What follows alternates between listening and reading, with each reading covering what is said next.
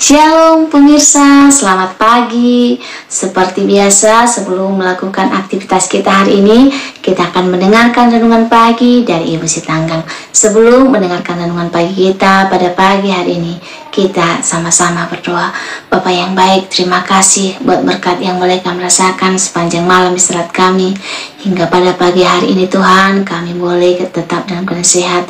Berkati kami Tuhan. Berkati umat-umat Tuhan yang mendengarkan firman Tuhan pada pagi hari ini. Bila firman Tuhan boleh kami mengerti dan kami lakukan dalam kehidupan kami. Ampun dosa kami, dalam nama Yesus kami berdoa dan mengucap syukur. Amin. Sebelum saya melanjutkan renungan pagi kita pada pagi hari ini, saya minta bantuan teman-teman untuk tekan tombol like dan subscribe. Jangan lupa loncengnya sehingga saya lebih semangat dalam menyampaikan firman Tuhan. Dan firman Tuhan boleh sampai kepada teman-teman.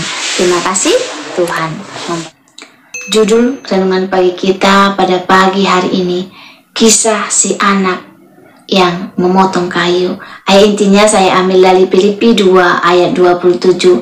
Hanya hendaklah hidupmu berpadanan dengan Injil Kristus, supaya apabila aku datang melihat dan apabila aku tidak datang aku mendengar, bahwa kamu teguh berdiri dalam satu roh dan sehati sejiwa, berjuang untuk iman yang timbul dari pemberitaan Injil. Pada suatu hari ada seorang ayah yang memberikan tugas kepada anaknya untuk memotong-motong sebatang kayu.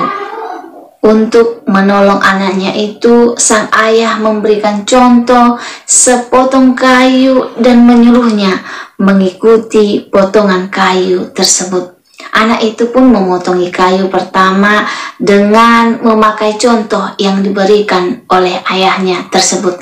Tetapi anak itu lalu membuang contoh yang diberikan ayahnya dan menggunakan hasil potongannya yang pertama untuk potongan kayunya yang kedua. Lalu potongan kayu yang kedua itu digunakan untuk contoh potongan kayu yang ketiga. Begitulah seterusnya. Setelah selesai, betapa kagetnya ia, sebab potongan terakhir ternyata lebih panjang beberapa senti dari contoh potongan kayu milik ayahnya. Kepada jemaat di Filipi, Rasul Paulus menasihatkan supaya hidup mereka berpadanan dengan Injil Kristus. Hanya hendaklah hidupmu berpadanan dengan Injil Kristus, supaya apabila aku datang melihat dan apabila aku tidak datang, aku mendengar bahwa kamu teguh berdiri dalam satu roh dan sehati sejiwa, berjuang untuk iman yang timbul dari berita Injil. Filipi 1 ayat 27. Tentu ada sesuatu yang mendorong Paulus sehingga ia memberikan peringatan dan nasihat ini. Paulus mengkhawatirkan jika ada Injil lain yang diikuti oleh jemaat di Filipi, jika hidup mereka sudah tidak lagi menjadikan Injil Kristus sebagai penuntun dalam kehidupan mereka, tentu saja hidup mereka pun akan bergeser atau tidak sesuai lagi dengan pola yang tepat. Injil Kristus merupakan satu-satunya kebenaran yang patut kita ikuti. Ketika kita menyelaraskan hidup kita dengan Injil atau firman Allah, kita akan hidup sama seperti Kristus telah hidup. Dan apa yang seharusnya kita lakukan? Bagaimana kita bersikap terhadap sesama? Mestilah berpadanan dengan Kristus. Karena itu, jika kita mendapati hidup kita mulai melenceng, mari kita kembali kepada pola yang semula, Injil Kristus, karena Kristus adalah tolak ukur dan penuntun pada kehidupan kita. Semoga firman Tuhan ini dapat menolong kita jika seandainya umat-umat Tuhan tidak hanya berpatokan kepada Injil Kristus lagi hari ini.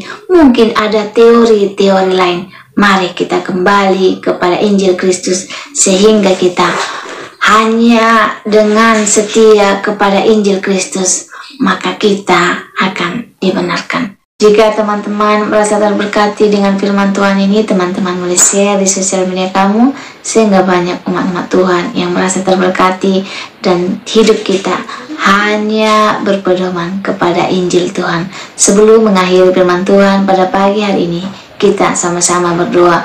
Bapa yang baik, yang bertahta dan punya surga, kami mengucap syukur Tuhan buat firman yang telah kami dengarkan, yang mengingatkan kami, hidup kami harus berpatokan kepada Tuhan, berpatokan kepada Injil Tuhan, sehingga kami tidak melenceng kepada jalan yang lain. Berkati kami Tuhan melakukannya, sehingga kami boleh tetap setia kepada Tuhan. Terima kasih Tuhan, ampun dosa kami, dalam nama Yesus kami berdoa dan mengucap syukur. Amin.